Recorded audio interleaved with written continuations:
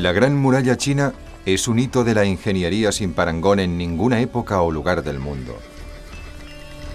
Esta gigantesca estructura contiene la sangrienta historia del pueblo chino, un país cuya existencia solo fue posible gracias al progreso tecnológico y a la abundante mano de obra que proporcionó a sus gobernantes los medios para construir la defensa suprema.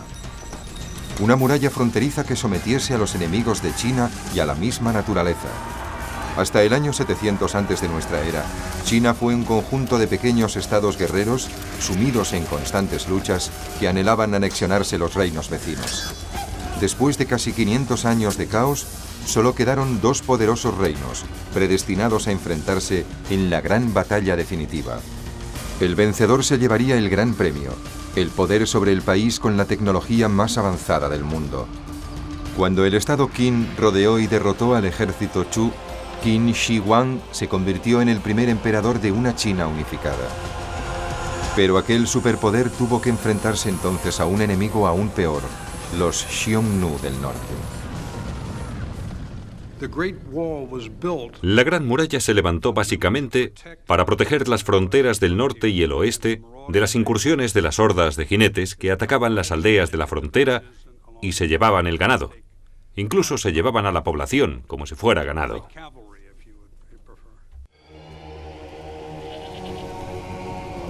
La frontera que separaba China de los Xiongnu discurría a lo largo de los campos de cultivo más septentrionales del país.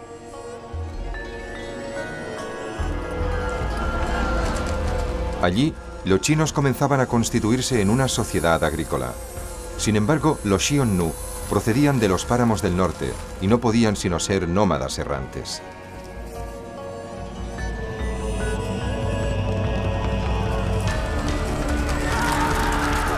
Fue un choque de culturas. Los campesinos chinos contra los guerreros Xiongnu.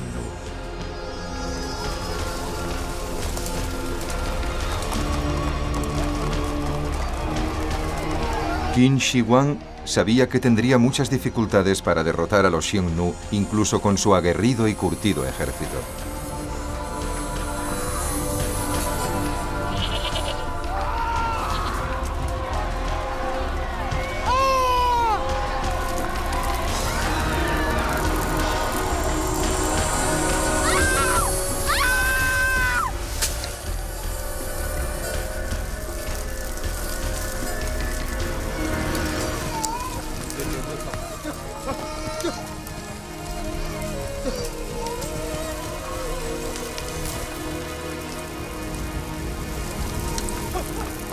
La estabilidad y la prosperidad del nuevo emperador se veían amenazadas por aquellas bandas de intrusos.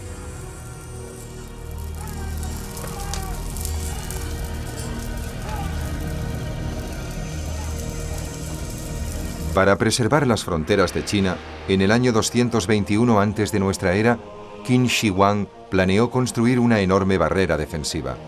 Levantar la muralla se convirtió en la principal estrategia militar para repeler a los Xiongnu. La construcción de la muralla se inició antes de la invención de la pólvora. En aquella época los muros resultaban un medio eficaz para frenar al enemigo o para que se presentara como un blanco fijo en lugar de un blanco móvil, galopando sobre un caballo. Así pues, el único propósito de construir la muralla fue tomar la delantera, forzar la maniobra del enemigo y colocarlo en una posición que permitiera enfrentarse a él con ventaja. La Gran Muralla de Qin Shi Huang, la primera Gran Muralla, fue el proyecto de ingeniería más ambicioso de la antigüedad. La Gran Muralla está hecha con piedras y tierra, como las antiguas pirámides de Egipto, que también son de piedras y tierra. Pero la Gran Muralla está hecha a una escala mucho mayor. Cuando me imagino las pirámides pienso en aquellos grupos de esclavos transportando bloques de piedra y colocándolos uno encima del otro. El esfuerzo debió ser sobrehumano. Pero la Gran Muralla China equivaldría más o menos a 30 pirámides grandes y con una longitud de miles de kilómetros. La cantidad de energía necesaria para construir la Gran Muralla China es muchísimo mayor que la que jamás lograron reunir los antiguos egipcios para realizar cualquiera de sus obras. Es una proeza extraordinaria. Para llevar a cabo la construcción de esta defensa fija de casi 5.000 kilómetros, el emperador eligió a su general más capaz, Meng Tian. Tian comandaba un ejército de más de 300.000 hombres. Aquellos hombres lucharon contra los bárbaros, abrieron caminos y levantaron la muralla. Imagínese acudiendo ante el emperador y que éste le dijese: tengo un pequeño proyecto para ti. Quiero que me construyas una muralla. Tiene que medir 5,5 metros de altura y 5.000 kilómetros de largo. El primer reto fue la ingeniería arquitectónica. ¿Cómo se puede no ya esbozar, sino simplemente concebir la planificación de un proyecto de semejante calibre? ¿Cómo realizaron los planos? Porque no se levantó sobre un terreno llano, sino que iba siguiendo las colinas, las montañas y todo lo que se presentaba. Los primeros constructores de la muralla no tuvieron más remedio que usar materiales locales. La mayor parte de la gran muralla de Qin se construyó con tierra prensada. Estos hombres están aplicando los mismos métodos para restaurar esta sección de muralla. No siempre disponían de piedra, así que la tierra se convirtió en el principal recurso como material de construcción.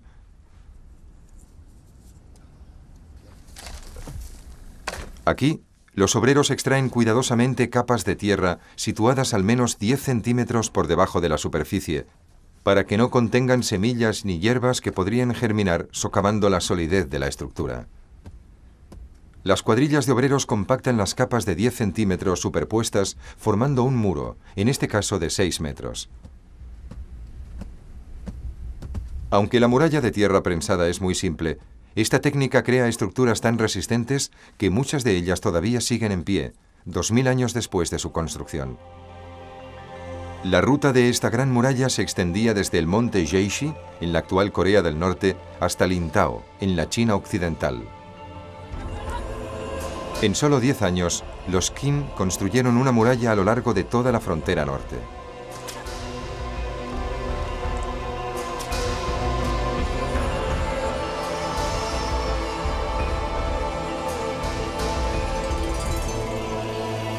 El terreno atravesado por la muralla incluye pantanos, arenas movedizas, desiertos y montañas de casi 2.500 metros de altitud.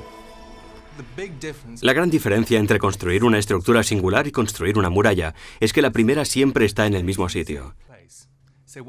Cuando los obreros se despiertan a la mañana siguiente y empiezan su jornada, trabajan en el mismo lugar. Pero si levantas una muralla o una gran obra lineal, cada día estás en un lugar distinto. Conforme van pasando los días, te vas moviendo.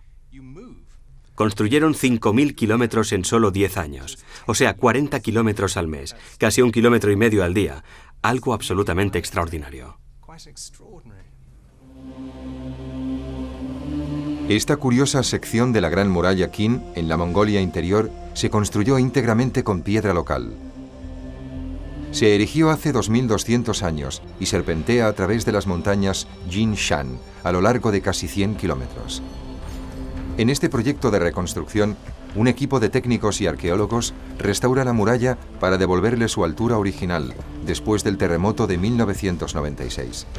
El seísmo, que alcanzó los 6,5 grados en la escala de Richter, casi destruyó uno de los últimos restos de la muralla Qin. Las piedras utilizadas fueron extraídas de las laderas de las montañas. Largas hileras de hombres pasan los bloques hasta el cantero experimentado que coloca el lado más pulido de las piedras en la parte exterior. De este modo, presenta al hipotético invasor el costado más liso. A continuación, estos grandes bloques se rellenan con fragmentos más pequeños para tapar los huecos. Lo más notable de este muro seco es que los constructores de Qin llevaron esta sencilla técnica hasta sus límites.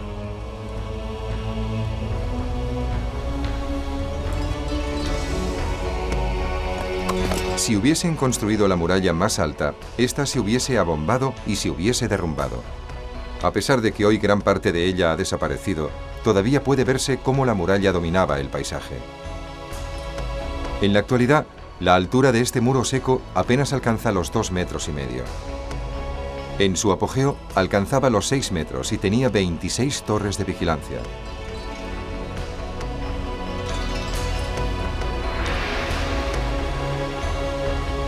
Estas secciones se construyeron deliberadamente por debajo de la cima de la montaña. Así, en caso de que los soldados de Qin tuviesen que retirarse, seguirían manteniendo las posiciones más elevadas, desde donde podrían contraatacar. Una vez construida la muralla, el emperador podía aplicar el principio bélico conocido como economía de fuerzas. La economía de fuerzas propugna que conviene usar el mínimo de fuerzas en un punto para reunir un contingente mayor en otro más relevante. Tras la edificación de la muralla, el emperador tenía esa posibilidad. La muralla dio a Qin Shi Huang otras ventajas militares frente a sus enemigos, los Xiongnu. Sin embargo, su caballería seguía siendo una amenaza temible.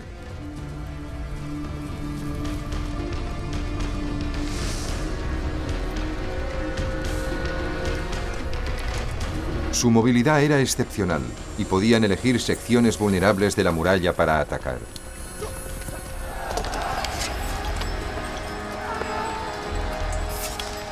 Por ello, el ejército de Qin inventó nuevas armas diseñadas para explotar las ventajas de la muralla.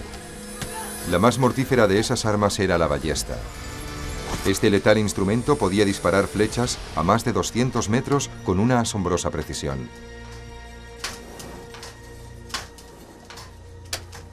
Los Qin también desarrollaron técnicas de forja que produjeron las primeras espadas de hierro.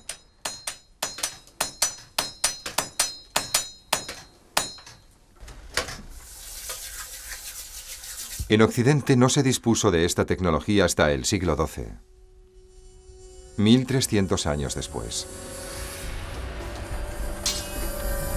Las frágiles espadas de bronce usadas por sus adversarios no podían competir con esa arma de hierro de doble filo que habían desarrollado los Qin. Pero solo consiguieron frenar a los Xiongnu a costa de tremendas pérdidas humanas y económicas. El equivalente actual de lo que costó construir la muralla a los emperadores Qin asciende a unos 15.400 millones de euros. Parece mucho, pero claro, la muralla Qin se levantó con mano de obra esclava, y eso hoy sería imposible. De hecho, ahora costaría 10 veces más. Tal vez 200.000 millones de euros. Eso representa la mitad de la inversión anual en construcción de Estados Unidos. La Gran Muralla de Qin fue un proyecto tan colosal que muy pocas empresas humanas podrán igualarlo.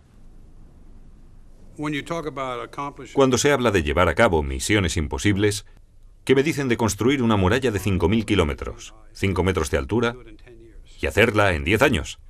Estoy seguro de que en aquel momento a ese general le pareció una misión imposible. El presidente Kennedy dijo, Estados Unidos llevará un hombre a la Luna en 7 años. En aquel momento estoy seguro de que los ingenieros de la NASA, que debían cumplir ese objetivo, pensaron que era una misión imposible, pero lo consiguieron.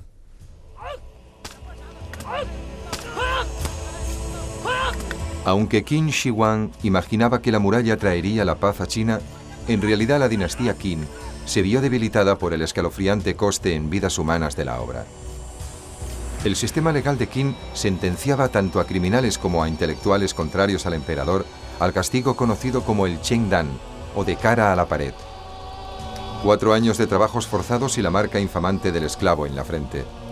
La vida de los esclavos, prisioneros y trabajadores forzados que levantaron la muralla debió ser insoportable. La antigua obra histórica titulada Wai Nan Zi, o Principios del Mundo, relata cómo se tiraban en las fosas abiertas al lado del camino los cadáveres de los hombres obligados a trabajar en la construcción de la Gran Muralla. Los impuestos eran cada vez más asfixiantes, mientras la duración del servicio se hacía interminable.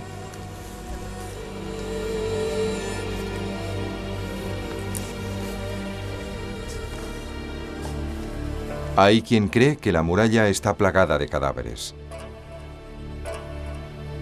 Pero el subdirector de la Sociedad de la Gran Muralla China, una de las autoridades más eminentes del mundo, discrepa.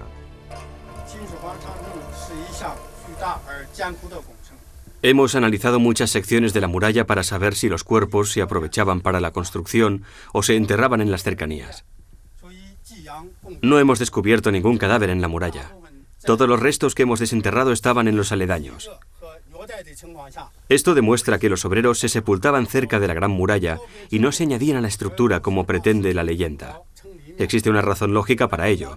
Los cuerpos hubiesen afectado a la solidez de la muralla, disminuyendo su estabilidad. Los eruditos modernos estiman que el coste en vidas humanas durante la construcción de la Gran Muralla Qin superó el 1.000.000 de personas. Ningún país podía soportar una carga tan terrible.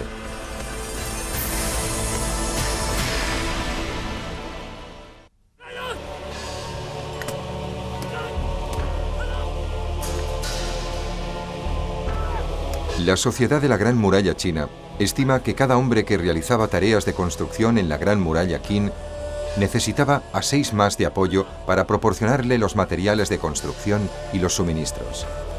Eso significa que a la ejecución de la Gran Muralla Qin contribuyó la increíble cifra de 3,5 millones de personas, el 70% de los 5 millones de la población de China en aquella época. La Gran Muralla Qin se convirtió en el proyecto imperial más odiado de la historia de China.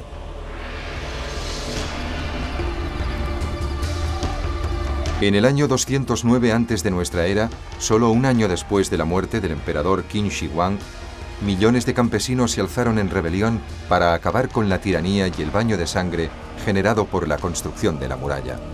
La dinastía Qin había caído, derrocada a causa de las obras de la Gran Muralla. A los 10 años, la muralla Qin se había transformado en una ruina abandonada. Una vez más, la frontera norte estaba a merced de los Xiongnu.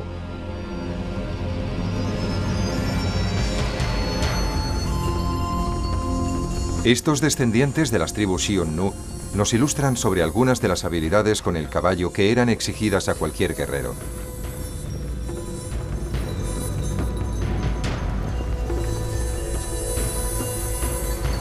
Para mantener a raya a jinetes como estos, la siguiente dinastía tendría que construir una muralla más inexpugnable todavía. En el año 206 antes de nuestra era, después de 3 años de cruenta guerra civil, el primer emperador de la dinastía Han, Gao Di, accedió al poder. Al principio intentó aplacar a los Xiongnu con obsequios y aumentó el comercio con ellos, pero la paz en la frontera no pasó de ser esporádica.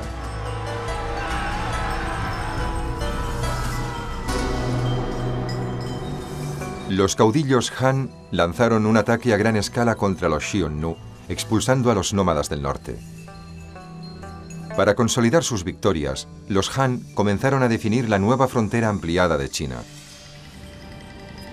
En muchas zonas simplemente restauraron la muralla Qin, pero en las estepas del noroeste tenían que construir en un entorno tan inhóspito que fue necesario concebir nuevos métodos para la ejecución de defensas militares.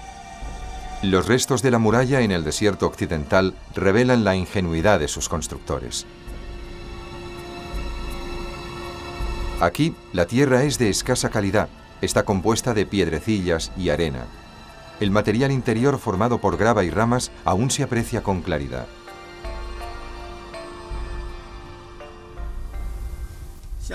Esta parte de la Gran Muralla es única.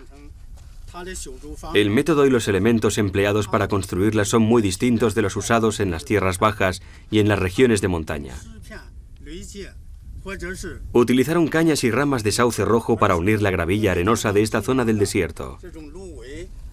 A pesar de la erosión causada por el viento y el sol durante más de 2000 años, ha conservado el aspecto majestuoso que hoy podemos contemplar.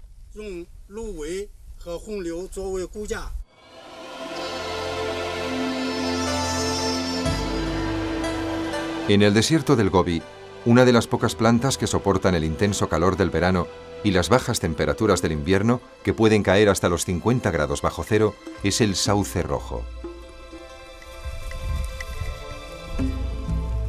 Aquí, los campesinos locales nos muestran cómo han construido muros en estos páramos durante miles de años.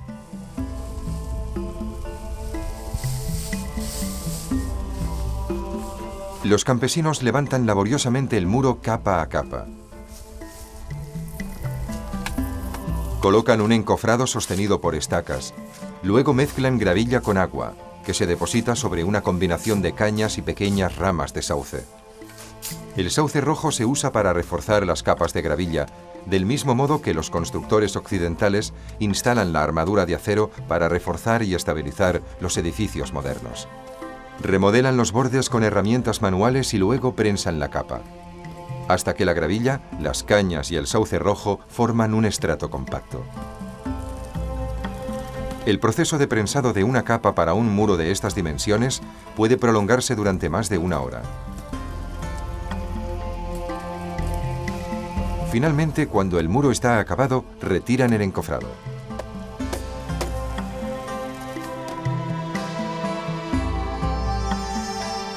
Levantar este pequeño muro de 1,5 metros de altura ha requerido el trabajo de 6 personas durante 2 días. Mediante estas técnicas y cientos de miles de hombres, los Han pudieron construir en las desoladas arenas del desierto. Como recubrimiento, utilizaron una tierra oleaginosa. Esto no solo dificultaba la ascensión por la muralla, sino que además protegía la estructura de la erosión climática.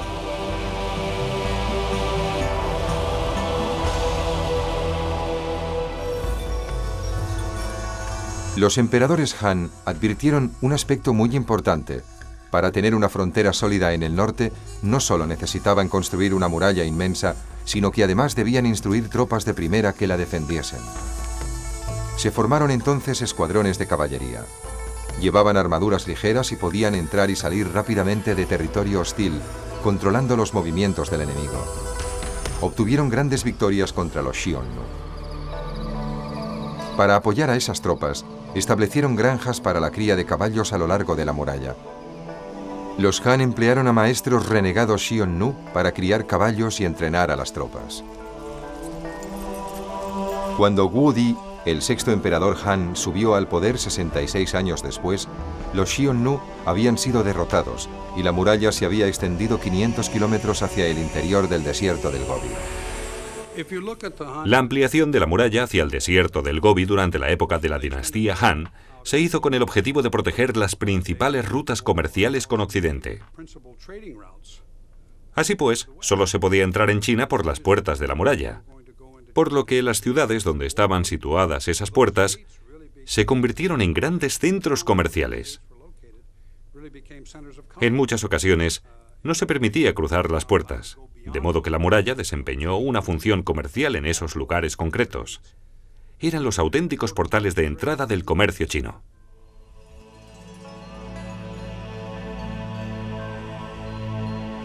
Un ejemplo perfecto de la función comercial de la muralla se encuentra en las ruinas maravillosamente conservadas de Yumenguan, o Puerta del Jade.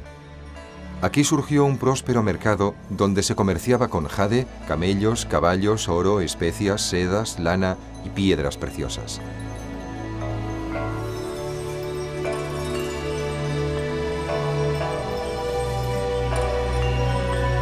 Construida en el año 101 antes de nuestra era, esta fortificación tiene una superficie de 500 metros cuadrados y mide casi 9 metros de altura.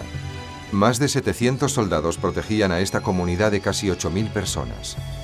El emperador Guidi utilizó esta sección de la muralla para promover el comercio y destinó a miles de soldados para proteger las caravanas de mercaderes que transitaban por la ruta de la seda, la principal vía de comunicación con Occidente. En esta reconstrucción virtual podemos ver cómo creen los arqueólogos que se diseñó la fortaleza. Aquí vemos cómo protegía la dinastía Han los pasos de montaña más vulnerables. El fortín interior estaba protegido por una muralla exterior. Otro muro discurría a lo largo de todo el paso y se conectaba con la gran muralla, situada a 5 kilómetros. Bajo la protección de esta, los mercaderes se sentían seguros y el comercio floreció. Surgieron mercados por todas partes.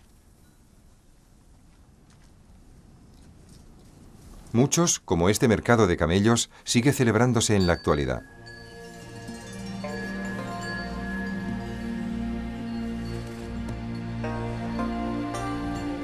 Esta sección de la muralla acumuló grandes riquezas y la ciudad que creció a su alrededor llegó a ser conocida con el nombre de Heishangcheng, paz y prosperidad. En este enorme barracón construido íntegramente de barro y sauce rojo, los chinos almacenaban armas, uniformes y guarniciones para los caballos de los ejércitos que custodiaban la muralla. Mide 137 metros de largo, 35 de ancho y 7 de alto. Este edificio se ha conservado en buenas condiciones gracias a la escasa humedad de la atmósfera en el desierto del Gobi. Aquí las lluvias anuales raramente superan los 500 centímetros cúbicos. Los huecos en los laterales de la estructura revelan la posición original de puertas y ventanas, pero los implacables vientos del desierto las han erosionado formando grandes cavidades. Sin embargo, la muralla Han fue algo más que una ruta comercial y una barrera para mantener alejados a los enemigos. Se convirtió en un elemento vital para las comunicaciones. Se podían enviar mensajeros de un extremo al otro del imperio con una rapidez asombrosa. En la frontera norte, un sistema de torres de comunicación cada 25 o 50 kilómetros formaba una red que se extendía desde los puestos avanzados en territorio enemigo hasta la antigua capital, Chang'an. Desde esas torres, las tropas de los emperadores Han utilizaban señales de humo durante el día y fuego por la noche para mandar mensajes a lo largo de la muralla. Quemaban leña y paja mezclada con excrementos de lobo que producía espesas columnas de humo negro. El código de esas señales se regía estrictamente por las leyes Han.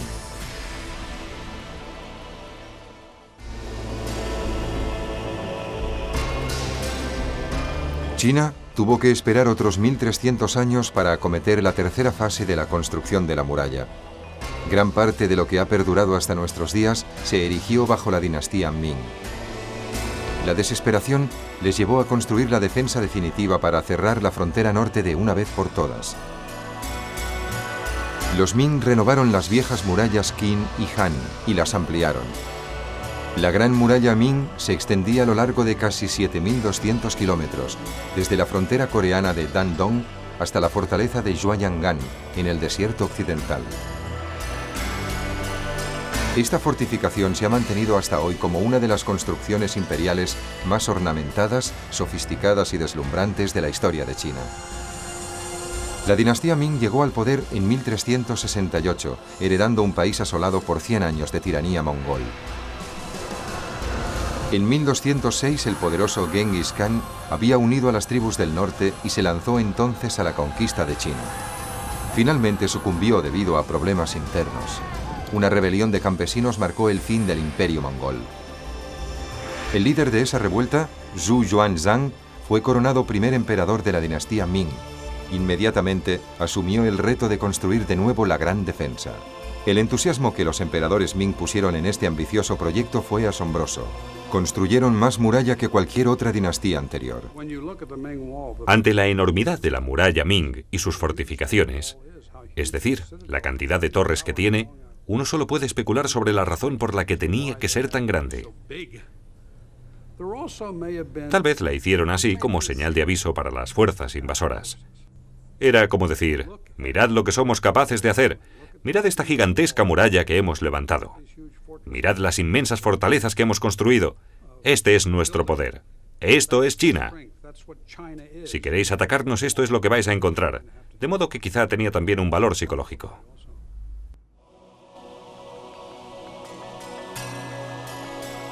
Esta sección de la muralla en Gubeikou refleja la planificación militar a gran escala de los emperadores Ming. Serpenteando a través de las montañas, este sector de la muralla protegía los campos de la fértil llanura de Pekín frente a la invasión de los mongoles. La muralla de Gubeikou está situada en el valle del río Chaobai, a lo largo del cual discurría una importante ruta comercial. La muralla salvaba el río con 3 arcos y el agua se almacenaba en una presa para regar los cultivos locales. Las inundaciones destruyeron las compuertas hace varios siglos, pero gracias a la tecnología moderna podemos ver cómo funcionaban. Construida sobre unos sólidos cimientos de piedra y grava, un encofrado de madera garantizaba la solidez exterior, mientras que las capas alternas de tierra y paja de arrozal contenían el flujo de agua.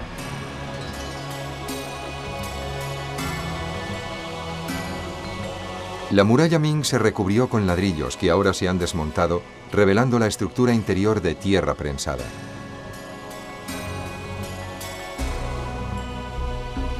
Aquí podemos ver las diferentes capas que conforman la estructura. Sobre los cimientos de piedra, una capa interna de enladrillado cubre un núcleo de escombros y tierra. La cubierta externa de enladrillado más resistente le proporciona todavía una mayor solidez. Los detalles defensivos, la muralla, las escaleras y las torres se levantaron sobre esta base de 3 capas. Estas murallas están inclinadas hacia el exterior porque necesitaban contrarrestar la presión de la tierra del interior que empuja hacia afuera, aunque prensaban la tierra de la capa interna como hicieron en la muralla Han. La gran solidez del muro de piedra exterior la convertía en una estructura imponente, casi indestructible.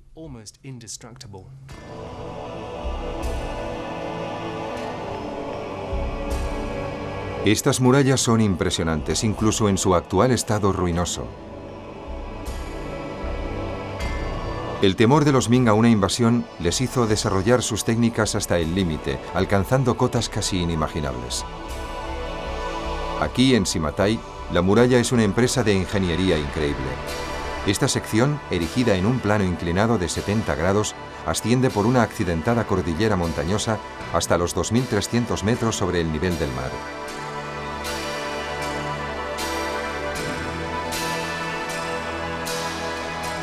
En algunos lugares, el pasadizo apenas llega al medio metro de anchura, con escarpados despeñaderos a ambos lados. No es extraño que aquí la muralla no se haya restaurado. Estos logros de la ingeniería Ming solo fueron posibles gracias a técnicas arquitectónicas innovadoras.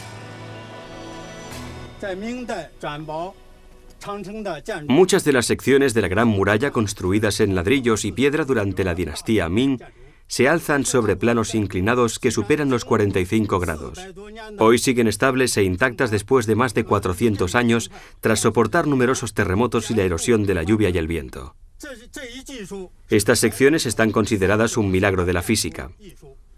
La clave de este milagro es que cada ladrillo y cada bloque de piedra forma un plano por sí mismo, y la presión vertical sobre esos planos configuran un triángulo estable que reposa sobre la pendiente. El análisis de su estructura demuestra que la muralla es un gigantesco triángulo compuesto por muchos triángulos más pequeños, siendo por tanto de una gran solidez.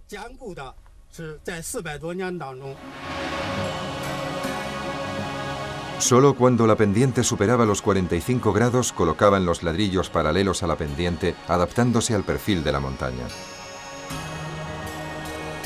Eso les favorecía, porque así evitaban tener que cortar los ladrillos a medida para que se acoplaran a la obra, acelerando el proceso de construcción. Pero esta técnica solo era posible con ladrillos increíblemente resistentes.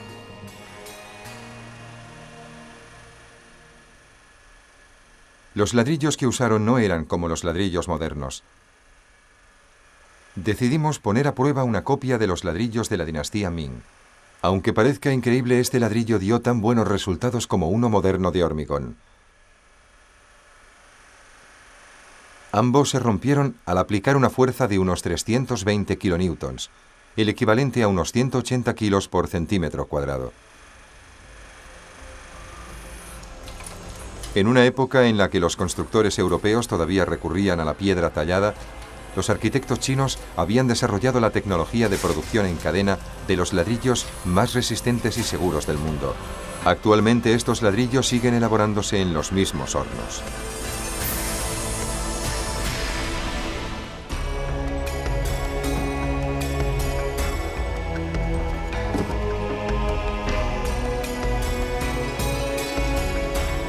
Esta fábrica de ladrillos cercana a la muralla data de la dinastía Ming. Hoy todavía existe una importante demanda de los duros ladrillos manufacturados por medio de las técnicas antiguas.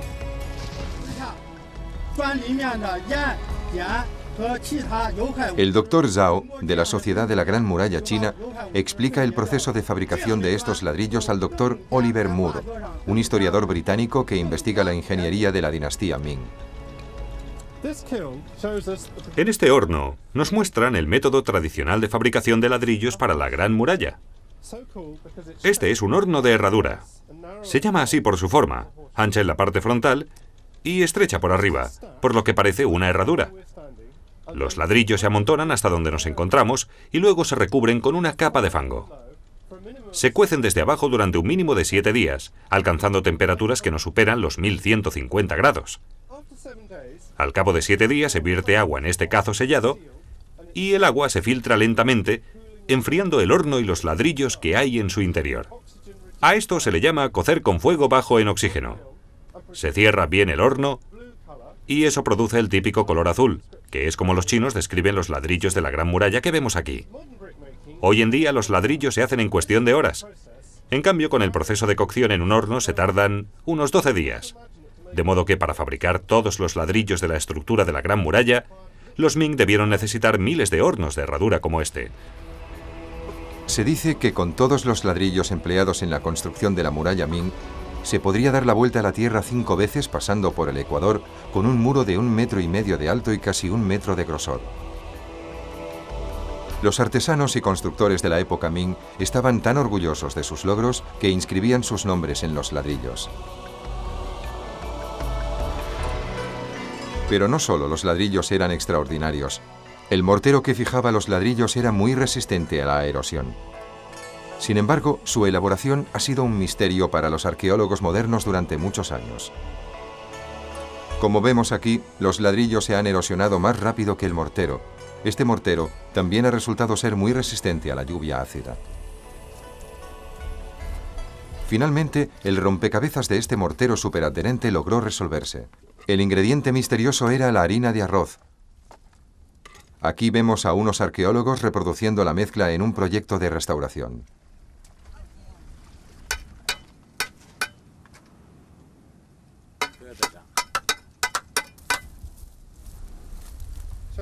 ¿Cuál es la composición de esta mezcla?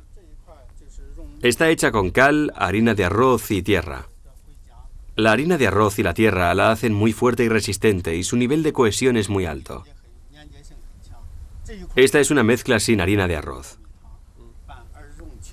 Como puedes ver, cuando la froto se deshace. En cambio, esta otra, por mucho que la frote, no se deshace. Esta sección de la muralla se construyó con cal, tierra y harina de arroz.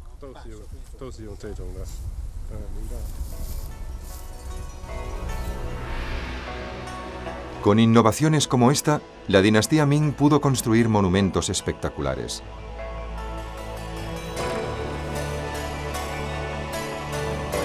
La muralla de Jinshaling proporciona una de las vistas más espléndidas de la Gran Muralla.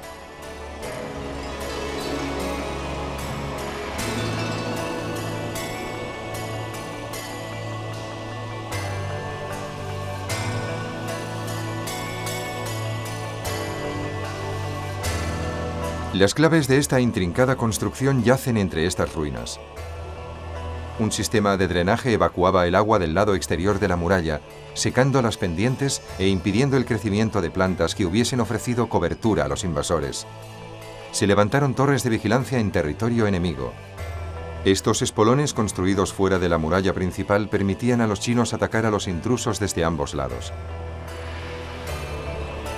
Este impresionante edificio de 2 pisos era el centro de operaciones desde el cual el célebre general Qi Shi Huang supervisaba la defensa de Pekín.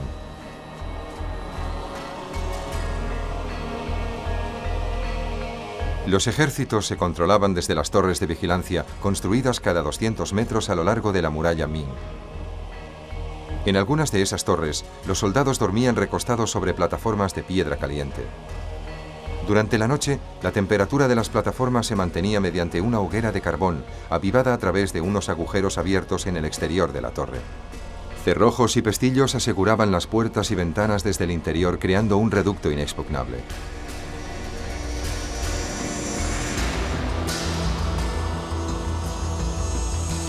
Desde la seguridad de sus posiciones, los defensores arrojaban lanzas y flechas a través de aberturas fuertemente protegidas. Más tarde, también se utilizó el cañón. Además de inventar la pólvora, los Ming también fueron los primeros en desarrollar las granadas y las minas. Estos potes explosivos descargaban una ráfaga letal de metralla y cerámica ardiente que mataba todo lo que encontraban a su alcance. Una vez al pie de la muralla, los invasores eran bombardeados con piedras lanzadas por una abertura especialmente diseñada para ello. Estas se precipitaban en cascada por la vertiente de la montaña, un desprendimiento provocado por el hombre. Si los asaltantes sobrevivían a esta matanza, tenían que luchar cuerpo a cuerpo a lo largo de la propia muralla. Aquí de nuevo no se escatimaban esfuerzos para imposibilitar su avance. Una serie de contrafuertes construidos a lo largo de la muralla permitía a los defensores replegarse de una fortaleza a otra. El fuego de los soldados parapetados en la muralla ofrecía cobertura a las tropas en retirada.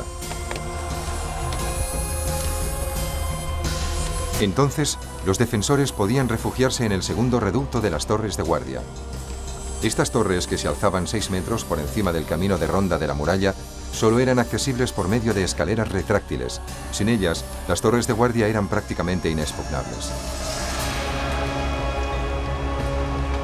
No es de extrañar que en sus 300 años de existencia, la muralla de Jinsaung solo fue conquistada en 15 ocasiones y jamás ninguna fuerza invasora lograra conservarla.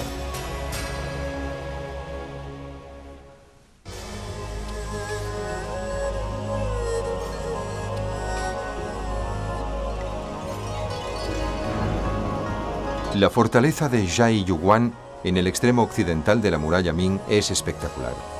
Se ubicó estratégicamente para proteger el tramo chino de la Ruta de la Seda.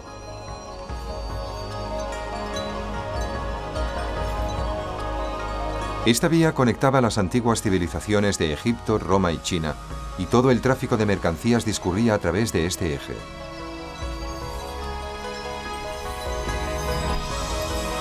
Desde su construcción en el año 1372, ha permanecido erguida en el desierto como un firme símbolo del poder y la opulencia de la lejana Pekín.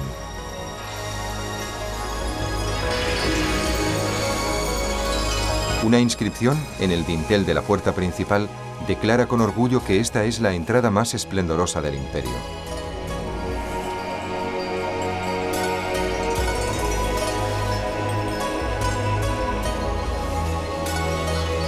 Yi Caizhan, el arquitecto más famoso de China, fue el encargado de construir la fortaleza de Jiayuguan.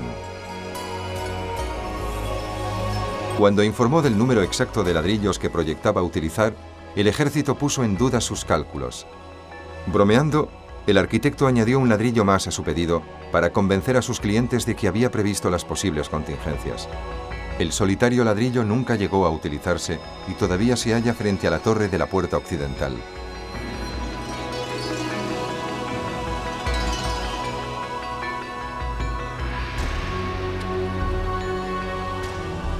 Pero el arquitecto también recordó que la Gran Muralla se había construido para defender el país.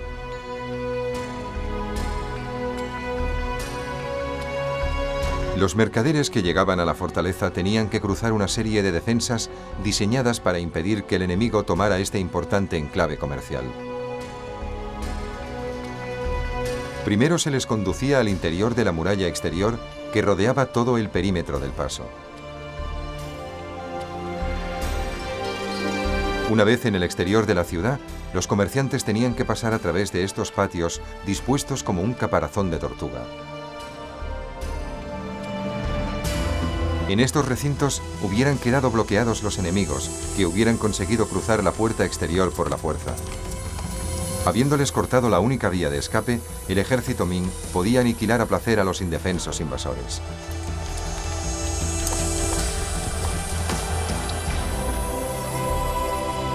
A continuación, los comerciantes entraban en la muralla interior antes de ser admitidos en la propia ciudad. El corazón de Jiayuguan. La muralla situada a cierta distancia de la fortaleza impide el paso. Y a 8 kilómetros hay una de las vistas más espléndidas de la Gran Muralla.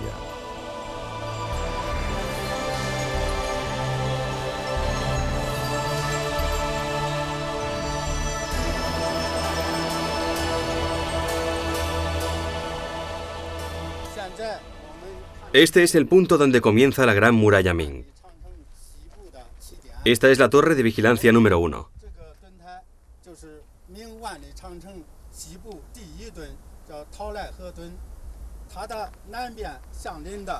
Está situada estratégicamente con un cañón apuntando hacia el oeste y con montañas altas al norte y al sur.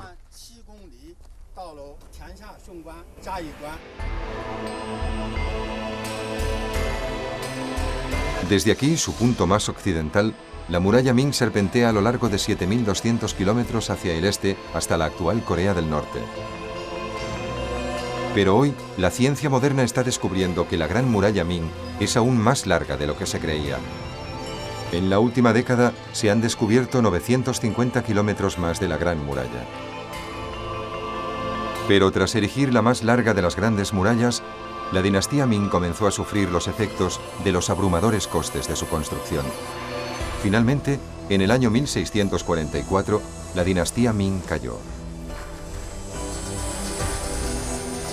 La Gran Muralla no sirvió para nada cuando otra tribu del norte, los Manchu, aprovechó el vacío de poder. La Gran Muralla definió a China durante más de 2000 años, pero al final sus costes fueron inasumibles.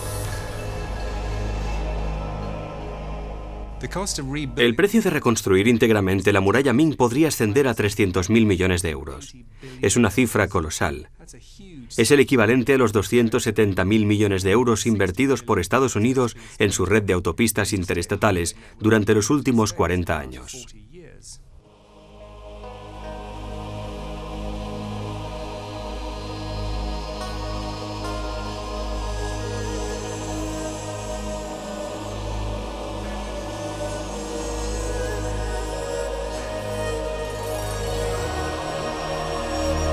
Y el coste en vidas humanas fue espeluznante. Si los antiguos historiadores chinos fueron precisos, podemos calcular que murió un hombre por cada metro de muralla construida, casi 8 millones de personas. Hoy podemos pensar que tal vez fue un precio demasiado alto. Pero la China actual existe en gran medida gracias a la estabilidad que ofreció la muralla. La Gran Muralla es una innegable maravilla de la tecnología, pero también es un poderoso símbolo militar.